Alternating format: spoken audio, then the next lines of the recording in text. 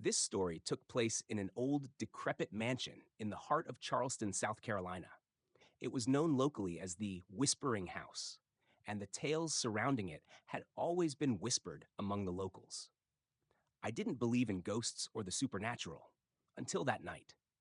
It was a chilly evening in October when my friends and I decided to check out the mansion. The place had been abandoned for decades, and we thought it would be a thrilling adventure to explore its dark, cobweb-filled corridors. There were four of us: me, Lisa, Tom, and Rachel.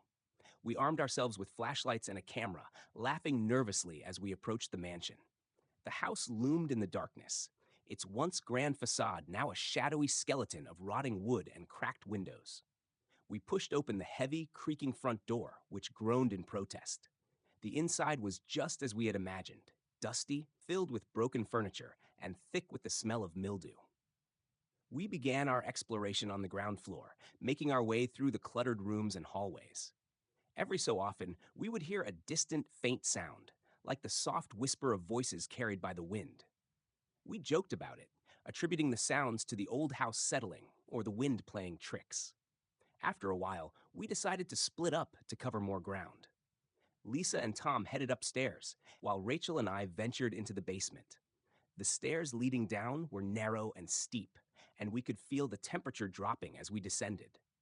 The basement was a vast, dimly lit space with rows of old, musty crates and furniture covered in white sheets. The air was thick and heavy. We turned on our flashlights, their beams cutting through the oppressive darkness. As we moved further into the basement, we noticed strange symbols drawn on the walls in what looked like old, faded paint. Rachel was examining one of the symbols when she suddenly gasped. I turned to see what had startled her, but she only shook her head and said it was nothing. We continued our exploration, but the feeling of unease grew stronger with every step. It was as if the basement itself was holding its breath, waiting. Then, out of nowhere, a loud crash echoed through the basement. We spun around, our flashlights revealing nothing but shadows. The noise seemed to come from the far end of the basement, where an old door was partially hidden behind a stack of crates. Against my better judgment, I moved toward the door, Rachel following closely behind. My heart pounded in my chest as I reached for the handle. It was icy cold, sending a shiver up my spine. I hesitated for a moment before pulling it open. The door creaked loudly, and I was met with a room that seemed untouched by time. An old, ornate mirror stood against one wall, covered in a thick layer of dust. The mirror's surface was cracked and dirty, but as I approached, I noticed something strange. The reflection in the mirror didn't quite match the room. The reflection showed the room as it might have looked decades ago: neat, clean, and furnished. But that wasn't what terrified me the most. It was the figure standing in the reflection behind us, a shadowy, indistinct form that seemed to hover just out of view. I turned around quickly, but the room was empty.